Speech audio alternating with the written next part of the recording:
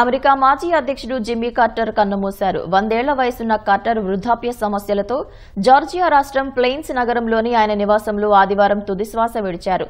1977 నుంచి 81 మధ్య అగ్రరాజ్యం అధ్యక్షుడిగా జిమ్మీ కార్టర్ పనిచేశారు. కార్టర్ మరణాన్ని ఆయన కుటుంబ సభ్యులు ధృవీకరించారు. జిమ్మీ కార్టర్ మృతి పట్ల అమెరికా అధ్యక్షుడు జో బైడెన్, ప్రథమ మహిళ జిల్ సంతాపం తెలిపారు. అమెరికాతో పాటు ప్రపంచం ఒక అసాధారణ నాయకుడిని, రాజనీతిజ్ఞుడిని, మానవతావాదిని కోల్పోయిందని బైడెన్ అన్నారు.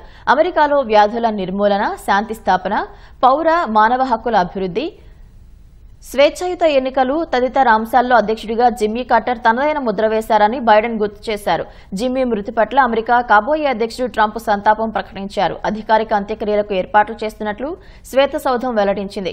కార్టర్ భారత్లో పర్యటించిన 3వ అమెరికా అధ్యక్షుడు. 1978లో ఆయన పర్యటనకు గుర్తుగా హర్యానాలోని ఓ గ్రామానికి కార్టర్పురిగా నామకరణం చేశారు. అమెరికాకు 39వ అధ్యక్షుడిగా పనిచేసిన జిమ్మీ కార్టర్ 2002లో నోబెల్ శాంతి బహుమతి అందుకున్నారు. అగ్రరాజ్యం చరిత్రలో అత్యధిక కాలం జీవించిన అధ్యక్షుడు ఆయనే అని అధికారులు తెలిపారు.